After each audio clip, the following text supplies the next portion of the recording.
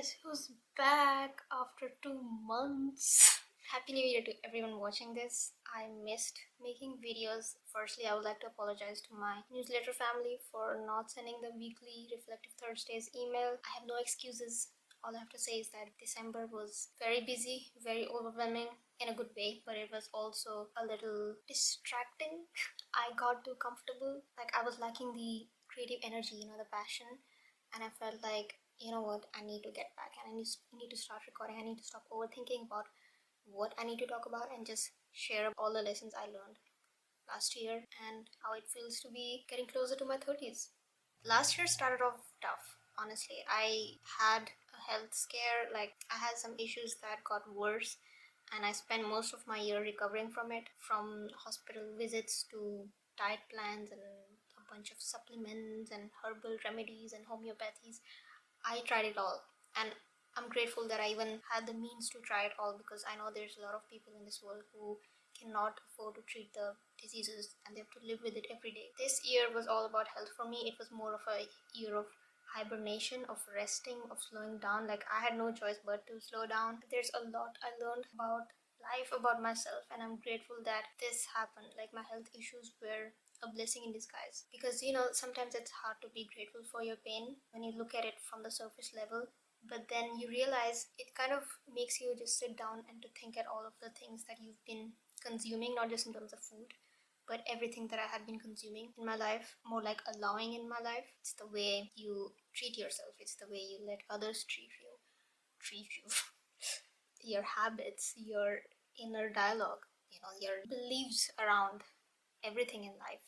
As an empath, as a toxic empath who likes to absorb everything, and who struggle with people pleasing, not setting boundaries, and who just went through a very difficult first half of the 20s, I felt like those things really accumulated, and it made me realize that everything has a side effect. I didn't realize that everything that's going on in here is affecting my gut. I didn't know that my gut is my second brain. I didn't know anything about vagus nerve and how stress can cause inflammation in the body. So there's so much that I learned about health, nutrition, about my body through my sickness, and that's why I'm grateful for it, because I would have never taken my health seriously. I would have never educated myself on how to eat clean. Long story short, your body knows before you do. There are studies which have proven that the emotions you feel while eating affect the way your body metabolizes the food. So it's not just about what you eat, it's about what you're thinking while you're eating, the emotions you're going through, and the people you eat with, because everything impacts the way your body digests food. That's why I'm not a big fan of multitasking while eating. Like, just be present with your food and treat it like a spiritual ceremony. I know some people might hear this and they'll be like, oh, like, I don't have time for this spiritual ceremony. There's something I always say in my videos, but it's hard to practice sometimes, that whatever you go through in life needs to flow through you. Because when it gets stuck and stored in your body, that's where conditions like autoimmune and cancer and colitis, IBS, all these issues come out of nowhere, and you get busy with treating the symptoms, not the root cause. So ask yourself, like, what environment are you in, both externally and internally, in your home, at your workplace, with your friends? What's the home that you created in your mind?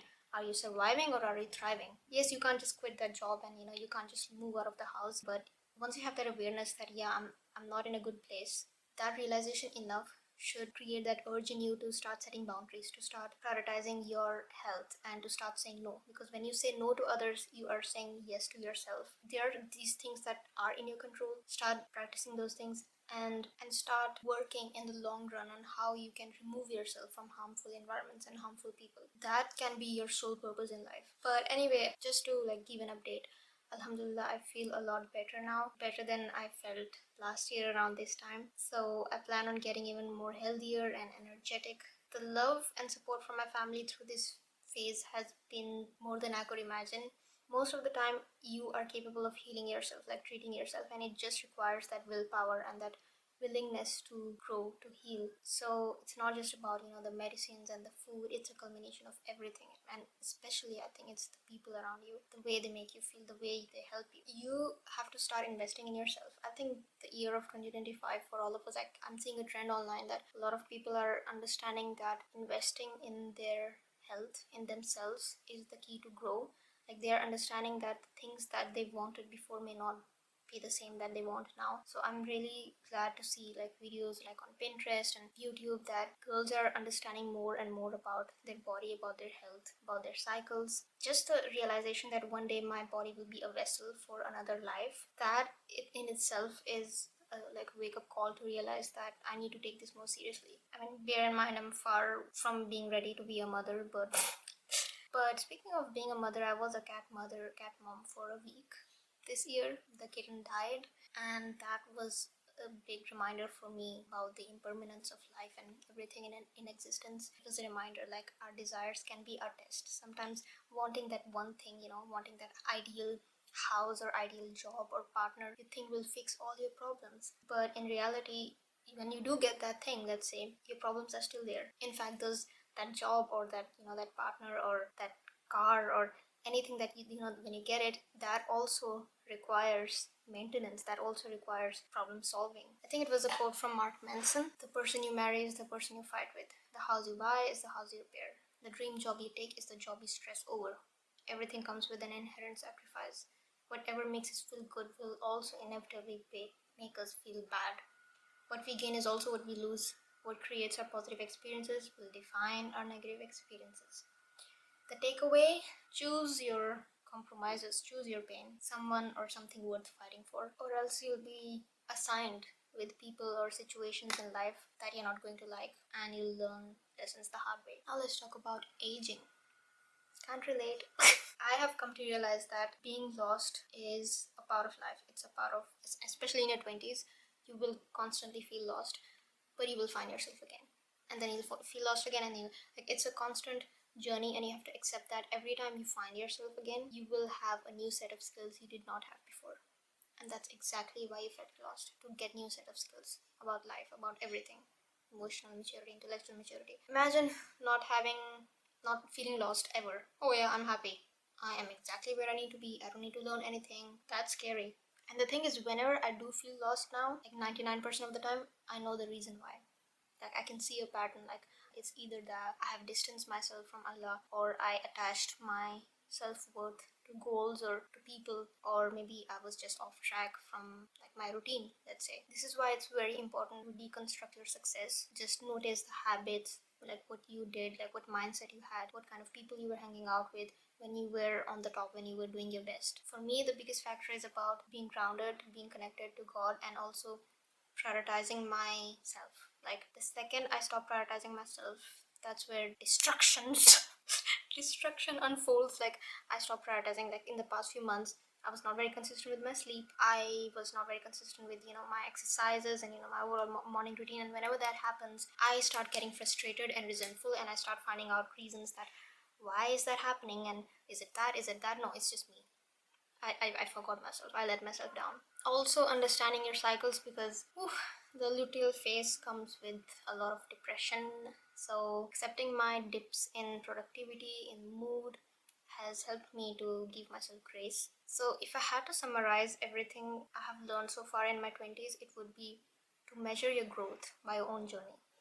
No one has lived your life. No one has gone through the same struggles as you did. No one has the same strengths and weaknesses as you have. So how do you think, is it fair like to compare yourself with others who are at a stage where you want to be, and to just look at yourself as a failure? Don't even put in the energy, like you're just giving away your energy to others, thinking about how come they got something that I don't have. Everyone has their own priorities, everyone has their own timelines. Just focus on your priorities, focus on what you can do to improve yourself, and also understand that your priorities may change over time because you're changing over time. Another thing I learned, that I'm still learning honestly, is giving yourself all the things you seek. I remember writing this on a post-it note many months ago, like, are you giving yourself all the things you seek? Whatever you need, just become it. I have some quotes saved in my phone, and one of them is, if you inherently long for something, become it first. If you want gardens, become the gardener. If you want love, embody love. If you want mental stimulation, change the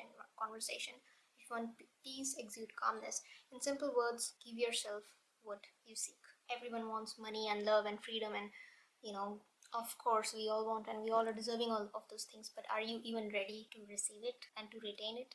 If God has created a desire in you, then He has also created the power and the will in you to create it. He's given you a mind and a body to manifest it in real life. And the key that I have seen is to just take your energy back. It's to just take your power back, like the thoughts, the things you think about on a daily basis. Like just sit for a day and write down everything that comes in your mind and just think, like, how are these thoughts serving me? Are they helping me stay in the past, or am I just thinking too much about the future without implementing anything? Or am I present and actually doing something in my present moment that my future self will thank me for? Also, choose people who choose you. There's a study that says humans need just 8 minutes of another friend's time to feel better, to actually feel less anxious or less depressed if they find themselves in a dark place. Like just 8 minutes of a friend holding space for them, listening to them, or just comforting them. I mean, I'm grateful to have those people in my life.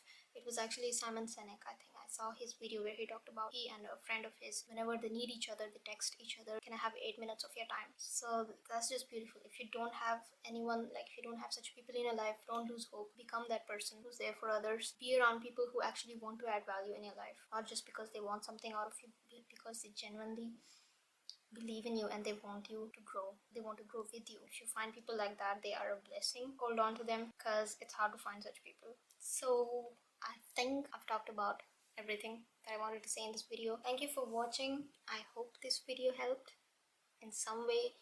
It gave you some perspective or inspired you to go and follow your highest self. Bye bye.